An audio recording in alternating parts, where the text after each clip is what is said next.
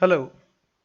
In this video, we shall be discussing about an assignment work on quantum mechanics, and it consists of two parts. And in this video, we are going to discuss about the part A. We'll try to discuss it entirely in this video, but we'll see what we can do. So let's go to the questions that are provided in the assignment. So this is all that we have in the part A. Now the first question, first bit A, has asked us to calculate the average de Broglie wavelength. You can pronounce it as de Broglie, but it's actually de Broglie. So to calculate the average de Broglie wavelength of a nitrogen molecule at room temperature, given that the mass of nitrogen molecule is 4.65 times of 10 raised to the power minus 26 kgs.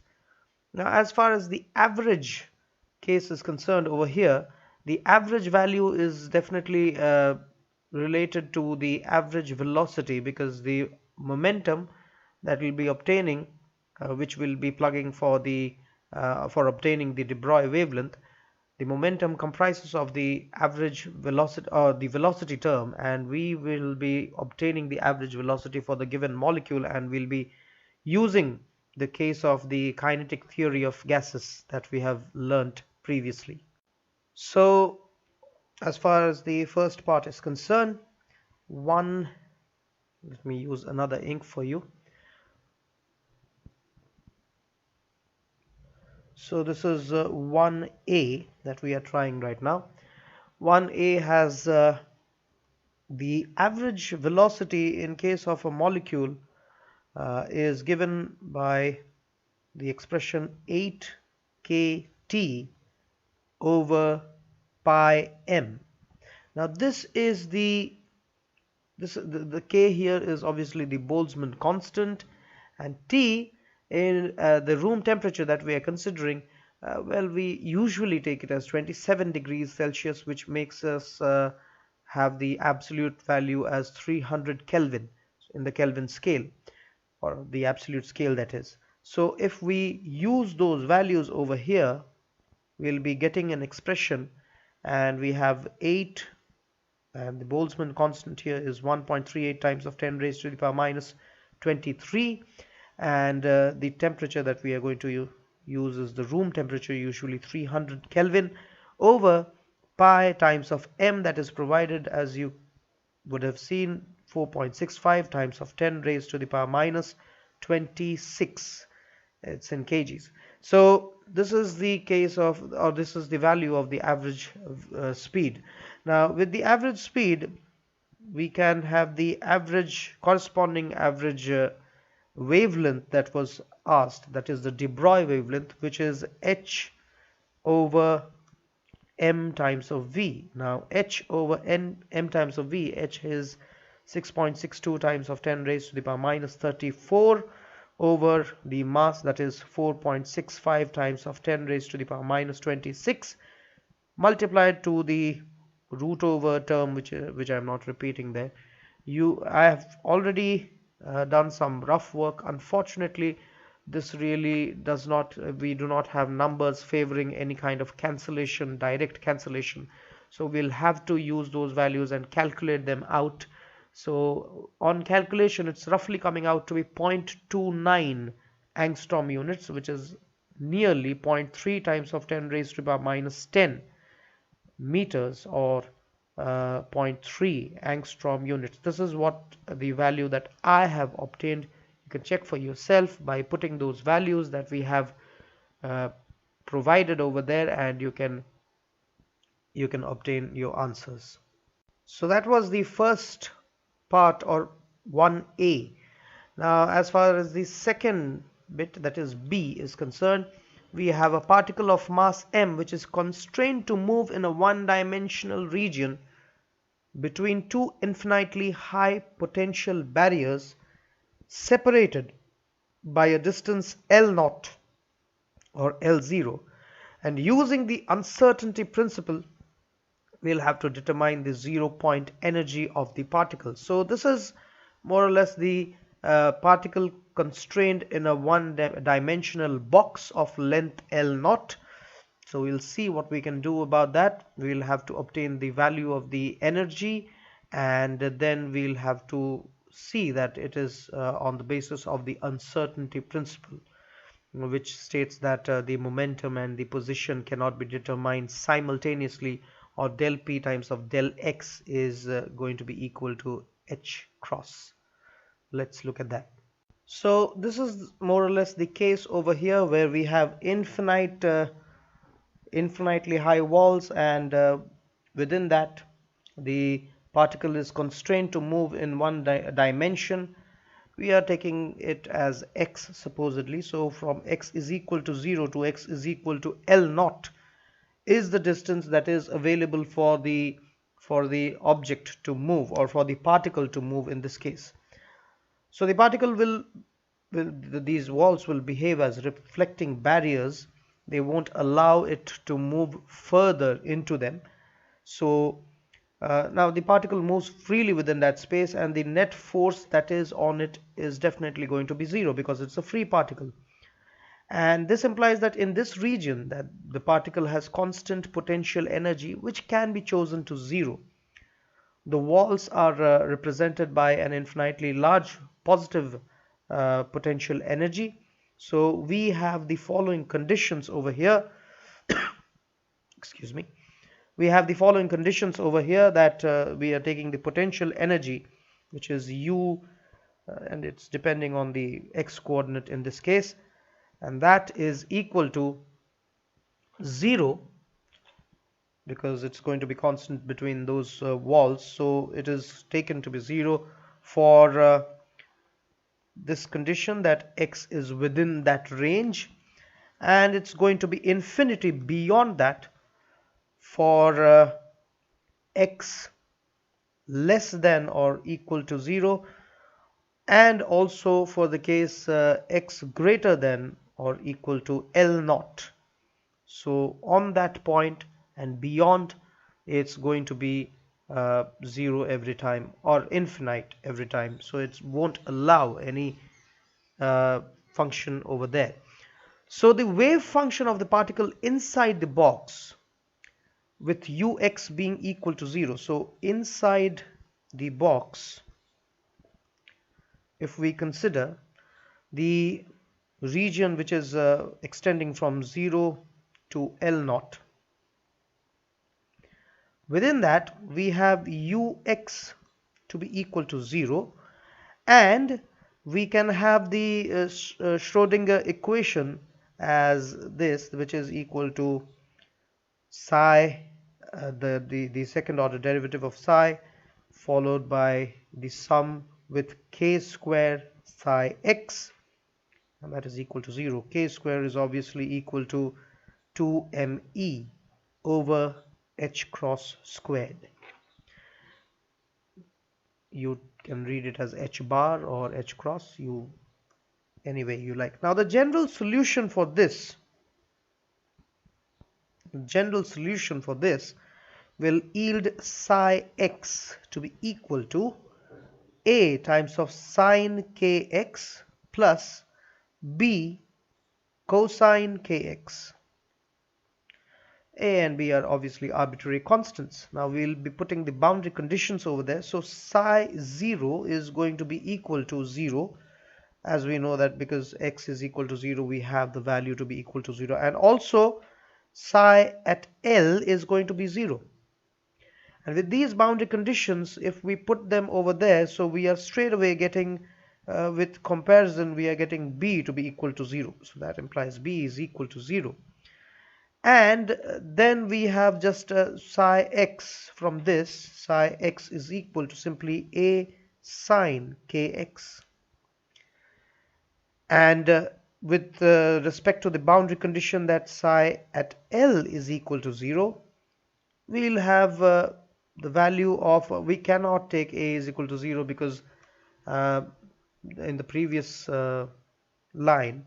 So from this what we get is a sine k, and instead of x we have L naught. This is L naught.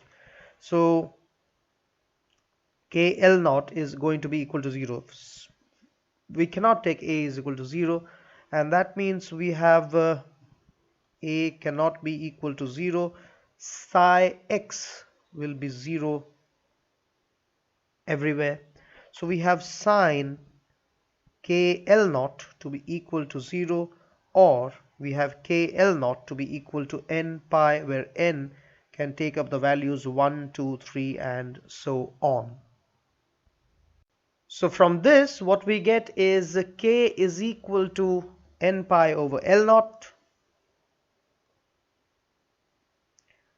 and then we have the value of psi x to be equal to, as you know, it is a sine, instead of k we have n pi over L naught times of x, and we have the values of n as provided.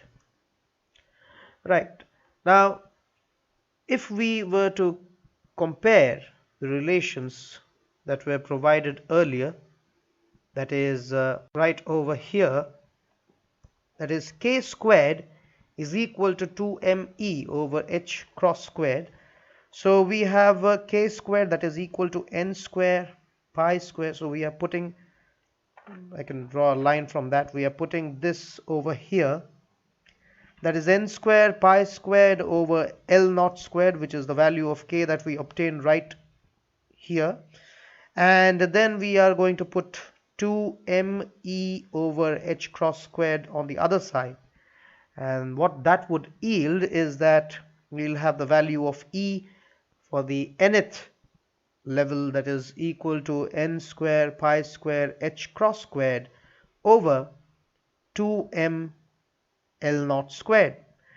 And as far as the zero energy is concerned, that is the first level of energy, we have the value to be equal to, we are putting that value to be equal to all that is available except this n, because n here represents the numbers that are going from 1 to 2 to 3 and so on.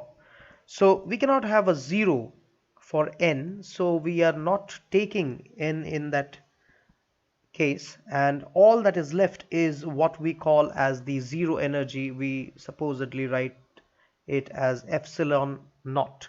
This is not the general epsilon naught, but this is just a way of representing, or we can just take it as E naught for convenience. Now E naught here is the zero energy that we were considering, or the 0 point energy that was to be determined. However, we had to obtain it considering the uncertainty relation, which is what I'll be doing shortly, but this is just to confirm that the value that we will be obtaining will be of this number, that is will be of these figures, that is pi square h cross squared over 2m L naught squared. So this is the 0 point energy that we were to obtain. Now if we look at the uncertainty relation from the uncertainty angle, then we'll see if that value, we'll check whether that value is somewhat closer to this one or not. So here we are checking for the consistency with the uncertainty principle. Now it simply states that for the x direction we are taking as del px, which is the change in momentum multiplied to the change in position, and that is nearly equal to h, or we can say that that's nearly equal to h. So in that case, if we are considering the position that is available to be less than or equal to L naught that has been provided, then we will be having del px to be less than, we'll take it as less than h over L naught, because that is the value of del x that we are getting. And from that, if we were to calculate the lowest energy level,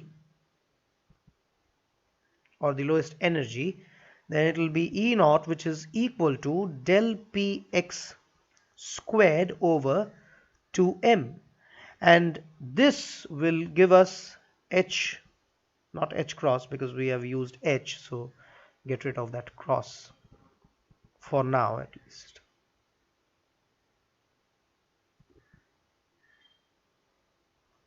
So this will be giving us H over the square of it, of course, because del Px is H squared over L naught squared, and there's a 2m over here.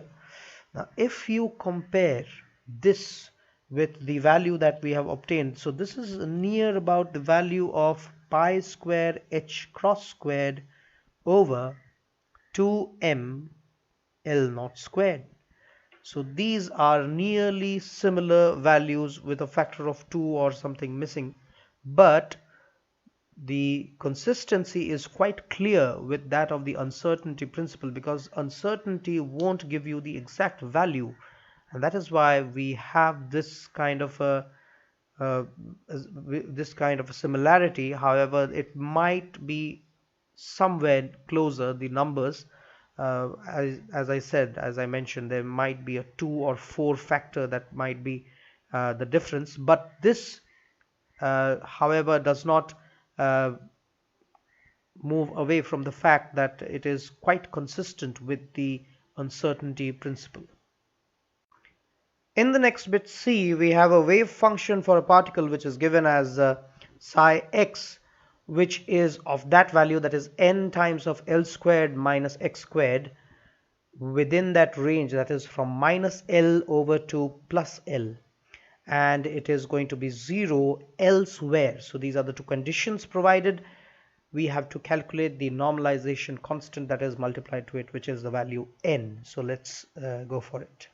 Now we are quite familiar with the normalization condition, which is the conjugate multiplied with the given wave function, taken from minus infinity to plus infinity over we are taking it over dx because its value is dependent on x, and that is going to be equal to 1. So this is one dimensional case, and as for the value of psi, if you remember, it's n times of L square minus x squared, with no complex terms available on that.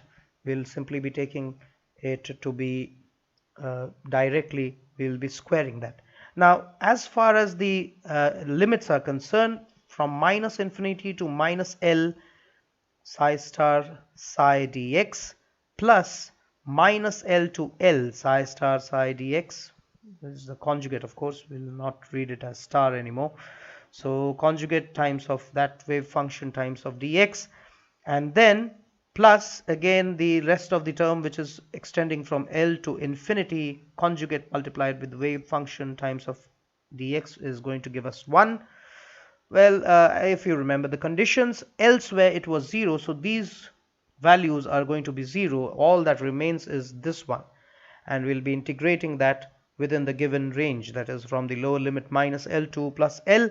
And if we put on those values over there, then we'll be getting n squared can be kept outside. From minus L to plus L, we'll be integrating over L squared minus x squared whole squared, because this has been multiplied, so that times of dx is going to be equal to 1. And now we'll have the solution. So we are just progressing with the process of integration step by step. If you look at it, then we'll be integrating it over dx. The second term, we have expanded the squaring, we have squared it up. So L raised to the power 4 x raised to the power 4 minus 2 times of L squared x squared, and we follow the process. I have just shortened the video and provided it to you directly for your benefit. You can take a screenshot or maybe pause the video and just write it down and try yourself if you can. Then it'll be really good for you. And that is what we have obtained as the value, that is n is equal to root 15 over 4 times of L raised to the power minus 5 over 2 is what I have obtained, the value of normalization constant. Do let me know if it is anything else. If you find it otherwise, we'll discuss over that for sure.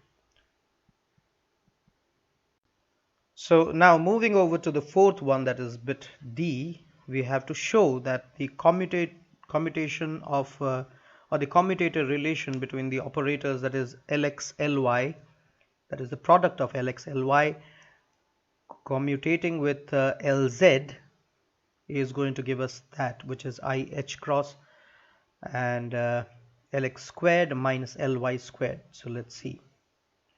Now for this, if you remember, you can go through one of my videos on the commutator algebra on the operators that are involved, the second installation to the commutator to the operators in quantum mechanics. Now the relation is like this, which is the product of AB commutating with C is going to give us A BC, the commutation of BC, and then followed by the commutation of AC with B. Now with that relation we can compare it to Lx Ly, the product that is commutating with Lz, which is what was given, and that is going to be, we'll be doing that with the relation that is above, that is Lx and the commutation of Ly with Lz plus Lx and Lz, and we have the Ly outside. Now as you know, the commutation between the angular momentum operators, that is, we follow it up in a cyclic order, that is every one is going to result in an IH cross, but the positive or the negative value of IH cross depends on the order in which they are placed. So if we have Lx followed by Ly and then followed by Lz and Lz with Lx, in that order, that cyclic order, that is going to give us a positive IH cross. If we go in the reverse manner, it is going to give us a negative IH cross. So as for the first one, we have Lx operator, and they are in order, that is from Y to Z, they are in that cyclic order, so that's going to give us IH bar. And as for the second one, well, that's not in order because Lx Lz is not the order, it's from Lz to Lx, that might have been the order, so it's opposite of that, so it's going to give us a minus IH bar, and that is multiplied to Ly. Well, not just that, because Lx Ly, when operate the product of Lx Ly, that is the commutation, that is of Lx Ly, is going to yield Lz. So the order is in fact going to give us another operator which is lying just in that same order. So Ly Lz is going to give us Lx, and as far as the ordering of the Lx Lz is concerned, it's going to give us Ly, but as I said, it will be minus IH bar over Ly, and that again we have the Ly outside, so that is Ly operator again. So here we have the product of Lx Lx and the Ly Ly, that's going to be square of them, that is going to give us IH bar or IH cross times of Lx squared minus Ly squared, which was the required value that was to be obtained. Now we move over to the second question, bit A, where we have to calculate the expectation values of the x operator as well as the x squared operator for the odd parity state of a symmetric infinite potential well and that's the value that has been provided, and we have the values of n to be even terms, which is 2, 4, 6 and so on, but the state is obviously the odd parity state. Now all that we have to do is obtain the expectation value as we do it, but it is in the case of a symmetric infinite potential well. Now in the one-dimensional box that we did in the first question, or the second bit of the first question probably, there we had the limits going from 0 to L naught. In the potential infinite symmetric infinite potential well, the limits are however from a negative value. Say it is negative a, we'll be taking it as a over here, so it is extending from negative a to positive a, because that's the variable that has been provided, that is 2a over there. So we'll be taking it from negative a to positive a, which is what I'm going to show you. So this being the case where we are extending right through infinity, so and this is just to show you that the limit that we are going to take is from negative a to positive a, as opposed to 0 to L naught, and this is in case of an infinitely symmetric potential well. And we have the corresponding odd parity state, and we are to determine the expectation value of x as well as x squared in this state. So first up we'll be obtaining it for x. Let's see what we get. So we'll be taking the integration just like we proceeded in the first case, in the second bit of the first question, but as you can see, from negative infinity to positive infinity, we are only considering the limits that has been provided, that is from minus a to plus a, because elsewhere it's not going to be there, because the wave function is going to vanish beyond negative of a and beyond positive of a. So we are only obtaining it from minus a over to plus a. Now putting all those values that have been provided, the square terms, so 1 over root a is going to be 1 over a, and as for the sine function, we have it as sine squared n pi x over 2a. Now x operator, that is the position operator, is only going to yield another x when it is operated over psi. So because x psi x is going to be equal to x of psi x, so eigenvalue is just x. So I've written that over there, and we'll be integrating it over dx from minus a to plus a, because this is one dimensional case. And as we know, for sine squared term we are having this as equal to 1 minus cosine of 2 times of that. Now the 2 in the denominator is obviously going to cancel out, so we just have n pi x over a in the cosine term, and that entirely divided by 2, the 2 can be taken out, so 1 over 2a, and this is integrated over dx from minus a to plus a. Now if we look at the first term, that is 1 in that integrand, we have 1 times of dx, and on integrating that's going to give us x, which is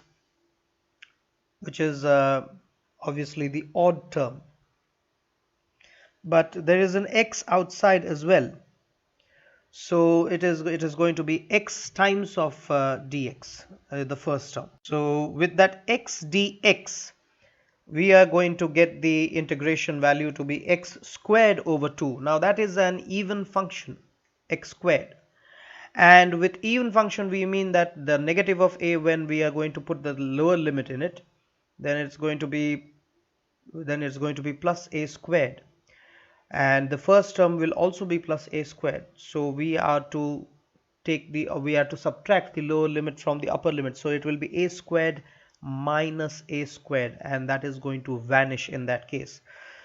So I'm writing this down, of course, so which is x over 2 times from a minus a to plus a, This is the first integration that uh, I'm already writing over here. And as for the second integration term, we have minus of x cosine of n pi x over a, integration of that from minus a to plus a over dx. Now the first term is going to vanish, going to go to 0.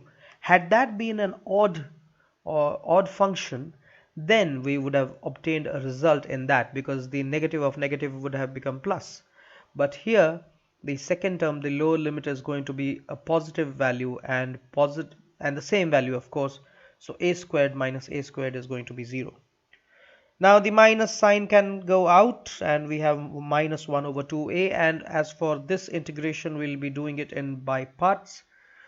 Now the by parts is, we are going to treat x as the second function while the cosine term as the first function, which is quite ideal in this case. Now, so that is the integration of the first, which gives us a over n pi term outside, and cosine becomes sine, and positive sign, of course. It's positive sign n pi x over a, and we set the limit from minus a to plus a. And as for the second term that we have, we take the derivative over x, that is the second function, and derivative of x over dx is going to be equal to 1.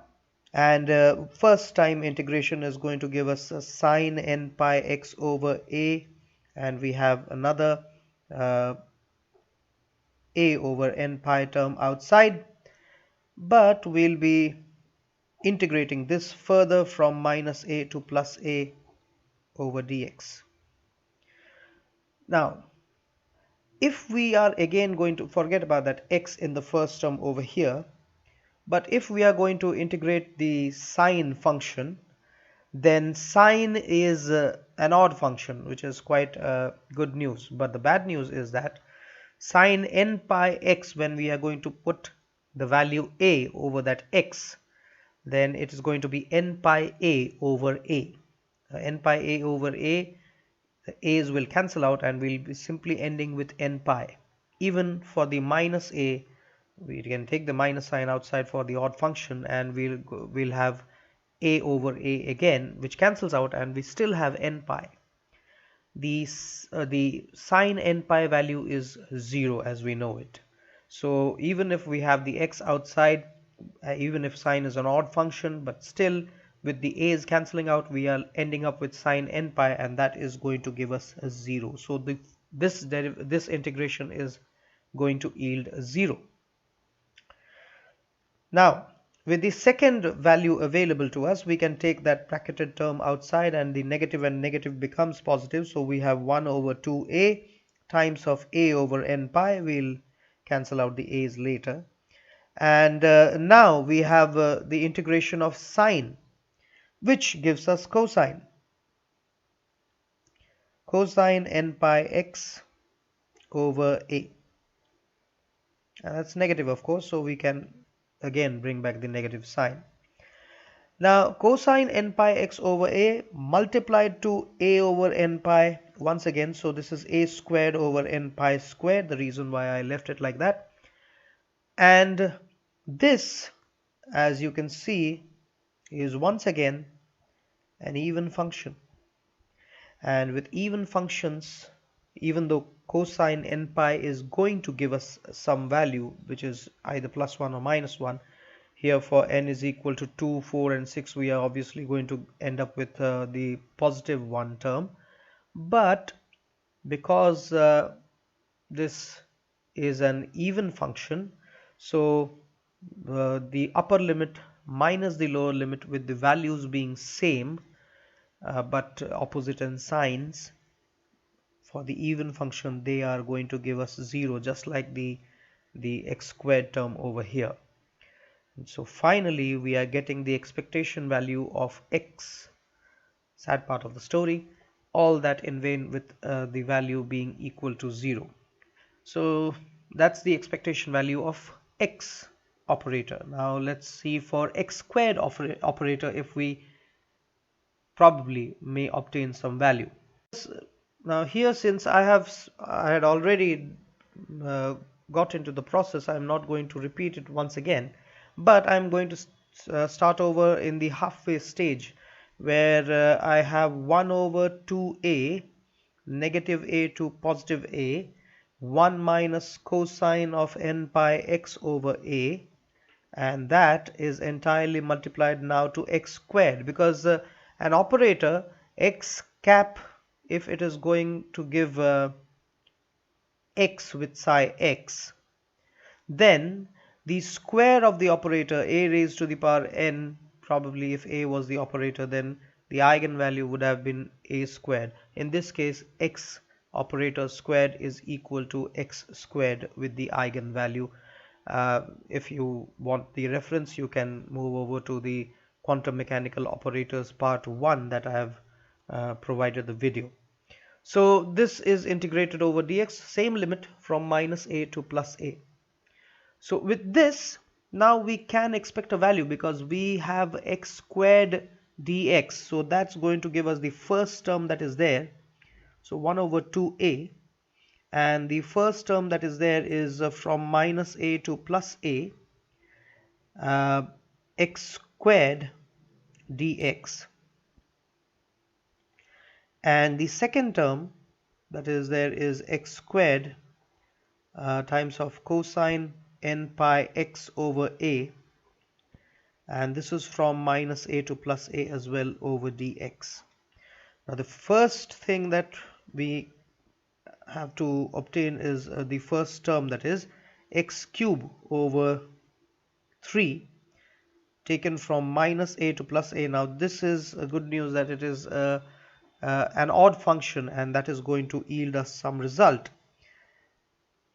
We'll keep the second term as such. We won't be calculating it right now. We'll first do away with the first term. So the first term is going to yield us a cube minus of minus a cube. So that is again going to give plus a cube. So we have 1 over 2a times of 2a cube over 3. And that is the first term. And in the second term, we have minus of 1 over 2a. 1 over 2a has entered the bracket, and we have x squared cos n pi x over a times of dx. That is to be calculated. Now here, let me just cancel out the terms that are, this is going to end up with a square. So this is a squared over 3. Now we move over to the second term. Now it's going to involve the integration by parts for sure, but because we have seen over the time that it is going to involve those trigonometric terms, and with cosine being an even function, even though we have expected the result, but with the even function it's going to yield 0, and with the sine, even if it is the odd function and the setting the value to a, that is going to give 0 as well. So this second term can entirely go to 0.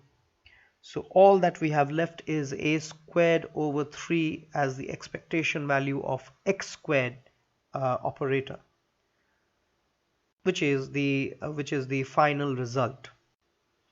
Now in the next bit we have the initial wave function for a simple harmonic oscillator to be equal to psi x comma 0, which is equal to half times of psi naught x minus I times of root 3 over 2 psi 2x, and it's provided that psi naught and psi 2, psi naught being the 0 state and 2 being the second state, they are normalized eigenfunctions of the simple harmonic oscillator.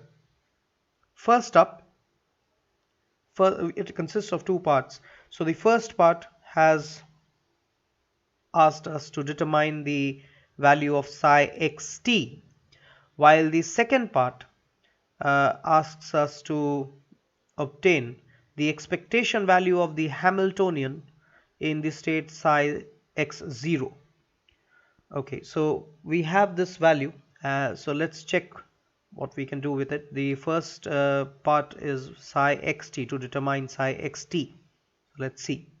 Now the conversion from psi x0 to psi xt uh, is provided by this relation where we have psi x0, so this is psi x, and with the t that is to be provided, that is simply we multiply the exponential term e raised to the power I e t over h cross. Now we have the relation for psi x0, so psi xt is equal to psi x means psi x0, which is provided to us as 1 over 2 times of psi naught of x minus I times of root 3 over 2 times of psi 2 x, and that's it. E I E. Now this E term is the energy term and it corresponds to the state that we are considering, so we'll generalize it as ENT over h cross, so that for the 0 state we have E0 or E naught, and then we have for the state 2 we will have E2 over there. And as for the value of En, it is simply equal to n plus half times of h cross omega. So we put those values over there and we get the desired result. So this is half times of psi naught and e raised to the power minus I e naught times of t over h cross, and then we have minus I times of root 3 over 2 psi 2 e raised to the power minus I times of e2 t over h cross, and that is going to give us well, we can include the x over here, but okay, psi naught x over 2 e raised to the power, that is the exponential of minus I. We have the value of e naught, so putting n is equal to 0, we have e naught simply to be equal to h cross omega over 2, and the h cross is going to cancel out, so we have just omega t over 2. And as for the next term, we have I root 3 over 2 psi 2x, the exponential of minus I, and for putting the value of 2 over there we have 5 over 2 h cross omega, so we have I 5 over 2, that remains as such. The h cross is going to cancel out and we simply have omega t over there. So this is the expression or the value that we were to determine, that is psi xt. Now as for the next part, we have to determine the Hamiltonian, the expectation value of the Hamiltonian. Now the second part will have now the expectation value. As for the expectation value, we are taking it from minus infinity to plus infinity. Psi star h operated over psi dx. Now the h operator, when operating on psi naught x, because it is at psi x0 it is asked to determine, then psi naught x is going to give us e naught times of psi naught x, as the eigenvalue is e naught in this case. And similarly, h operated over psi 2x is going to give us e2 psi naught, not psi naught, psi 2x. So we have the results, because extending all of that, and we know this is normalized, so we only have psi naught and psi naught conjugate multiplied to psi naught, and psi 2 conjugate multiplied to psi 2. The other terms are going to disappear, so we need not be concerned about them. So all that we have to do is just get to this value, that is we'll be putting okay, let me extend it for you. So this is from minus infinity to plus infinity.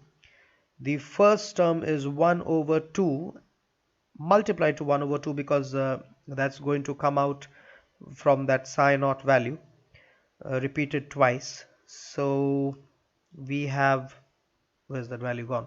Yes, this is psi naught, the conjugate of it, and h operator operating on psi naught dx.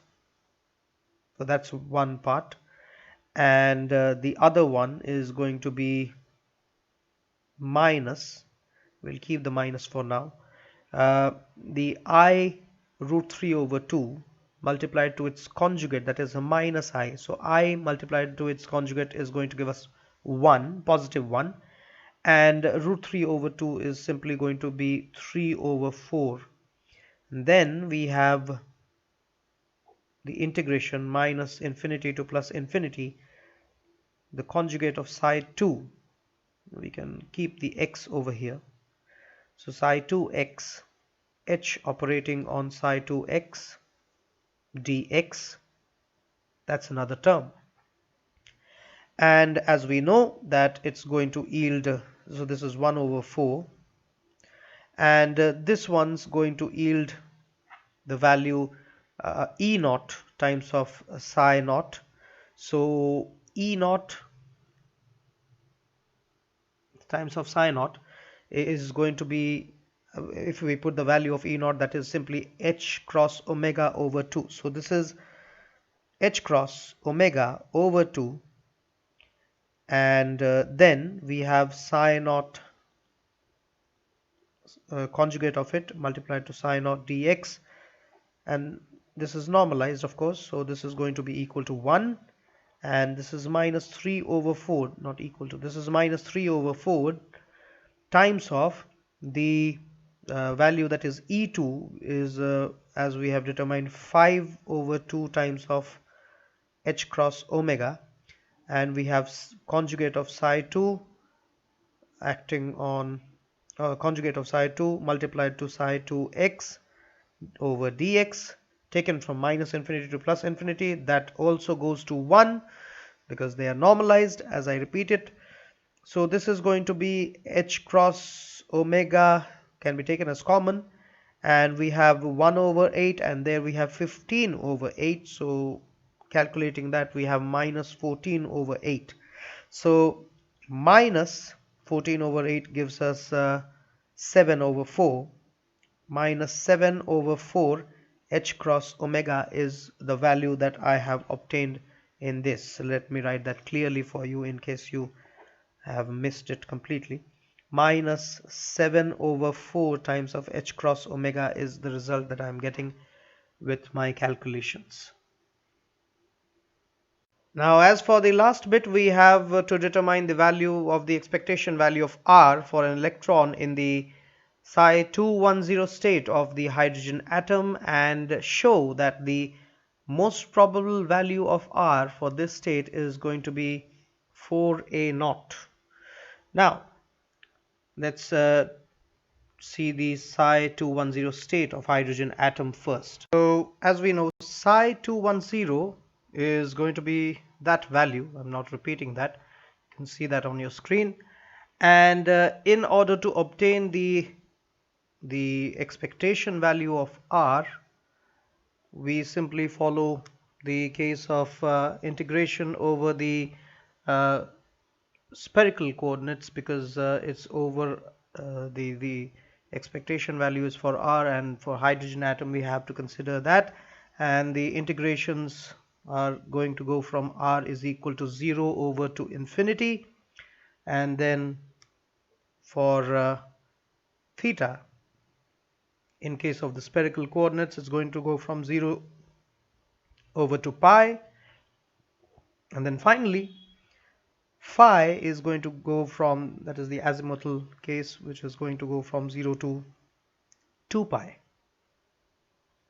Then we are going to, in order to obtain that, we are going to take the conjugate, multiply it with the this is going to be psi 210 starred, that is the conjugate term, and the R, that is the position, and then we have the psi 210 state, and that taken over the entire uh, volume, that is in this case is going to be r square dr sine theta d theta d phi.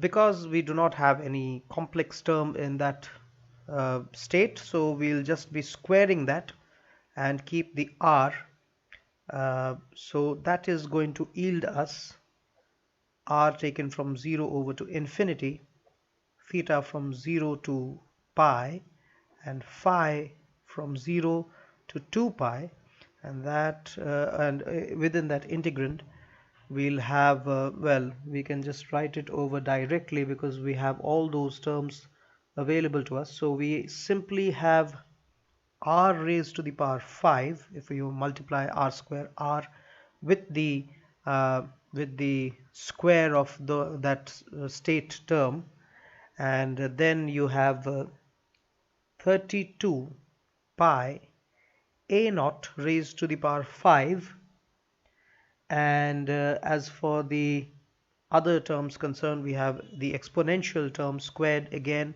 so we have a r over a naught, and then we have cosine squared theta.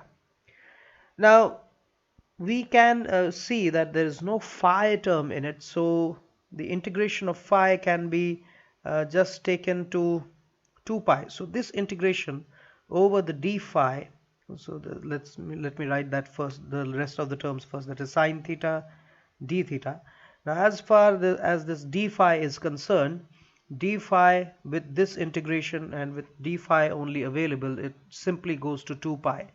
So 2 pi available to us, I can cancel it out with this 32 pi, the pi's cancel out, and we simply have the value over there to be equal to 16 in the denominator. So I'll just vanish it for you now. So that's 2 pi over there, the pi's cancel out, and 2 cancels out with 32 to give us 16. So that's it. Now with that cosine squared sine theta d theta term, we'll make a small adjustment over here. Let's do that integration first before we move over to dr, integration over dr. Now I'm going to use a space over here. Let's see. Now let's take cosine theta to be equal to t. So we have minus sine theta d theta to be equal to dt. When theta is 0 is what the condition that we have over there, then t is equal to 1 because we have taken it to be as cosine theta. And when theta is equal to pi, which is the upper limit in this in the given integration, we have the value of t to be equal to minus 1. Now with that, if we integrate that, that term has cosine squared, which is t squared, and sine theta d theta, the negative of that is going to give us the dt term. So we simply have it as a minus of t square dt, the integration that we have over there, taken from 1 to minus 1. Well, we can skip this minus for now.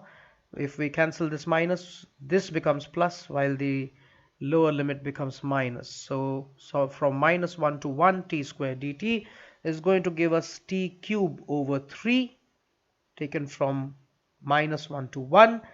This is an odd function, so we have 2t cube. Instead of t cube, actually we have just 2. So 2 over 3 is what we are going to get in this case. So that integration involving from 0 to pi has again been removed, and we have a 2 over 3. And just in case I've forgotten that I had no, I haven't forgotten anything. It's just 2 over 3 there, so we'll be taking that out as well. So that is 2 over 3 in that case, that is multiplied to it. Now that 2 can also cancel out with the 16 and give us 8.